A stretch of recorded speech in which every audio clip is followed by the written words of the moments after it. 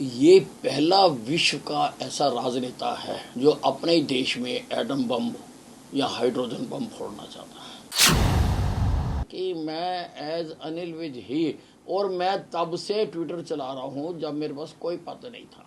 मैं तब से फेसबुक चला रहा हूँ जब मेरे पास कोई पद नहीं था।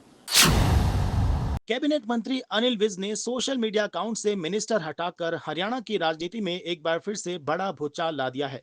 अनिल विज से इसको लेकर सवाल किया गया तो विज एक बार फिर गुगली खेल गए और कहा कि ये उन्होंने सिर्फ इसलिए किया ताकि वो अपने फॉलोअर्स अनिल विज के नाते जुड़े, न कि एक मंत्री के नाते। विज ने साफ कहा कि वो कोई कदम नहीं उठा रहे हैं, किसी चीज को इस तरह से जोड़कर ना देखा जाए। वे रूटीन में मंत्रालय देखेंगे। उन्होंने ये सिर्फ अपने व्यूअर्स और फॉलोअर्स के लिए किया है। उन्होंने कहा कि सरकार से कोई नाराजगी नहीं है, नाराजगी वाला सिस्टम खत्म हो चुका है। नहीं, बहुत साधारण सी बात है। मैं अपनी जो व्यूअरशिप है, जो मेरे फॉलोअर्स हैं, वो मैं एज अनिल विज बनाना चाहता हूँ। जो मैं कंटेंट डालता हूँ उसके आधार पर बनाना चाहता हूँ। तो इसलिए मैंने ये जो पद हैं कोई भी, वो मैंने हटाए हैं। इसका कोई और मतलब नहीं निकाला जाना चाहिए। मैं चाहता हूँ कि मेरी जो फॉलोअरशिप है वो बिल्कुल ऑर्गेनिक होनी चाहिए। उसके ऊपर कोई किसी न का ना हो, अनिल विज के कारण हो। जो बनना चाहता मेरा फॉलोअर वो अनिल विज के कारण बने। नहीं, उससे किसी बात से भी इसको जोड़ कर नहीं देखना चाहिए। देखिए, जो मैंने आपको बात बताई है कि मैं एज अनिल विज ही, और मैं तब से ट्विटर चला रहा हूँ जब मेरे पास कोई पद नहीं था। मैं तब से फेसबुक चला रहा हूँ जब मेरे पास कोई पद नहीं था।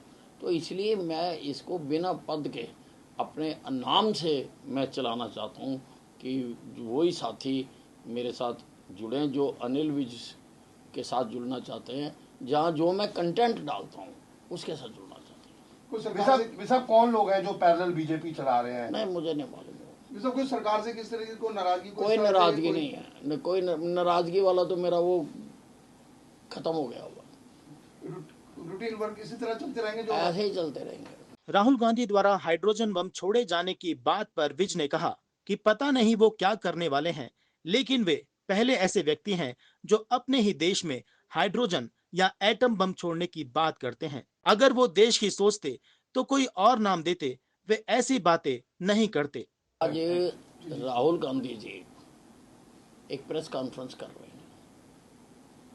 वो क्या कहेंगे क्या नहीं कहेंगे वो उनका अधिकार है, लेकिन ये पहला विश्व का ऐसा राजनेता है जो अपने ही देश में एटम बम या हाइड्रोजन बम फोड़ना चाहता है। बात इनकी कुछ भी हो, अगर इनकी भावना अच्छी होती तो इसको ये कोई दूसरा नाम दे सकते थे, कोई और शब्दावली इस्तेमाल कर सकते थे। तो इसलिए उसका मुझे बहुत एतराज़ है कि आप अपनी बात कहिए, लेकिन एटम बम और हाइड्रोजन बम दूसरे देशों के लिए रहने दीजिए। पहले भी वोट चोरी का इल्जाम लगा चुके हैं, इस तरह बोलेंगे? हाँ, नेगेटिव शब्दावली जो है, जिस आदमी में नकारात्मकता ज़्यादा हो जाती है तो हर बात नकारात्मक शब्दावली ही प्रयोग करता है।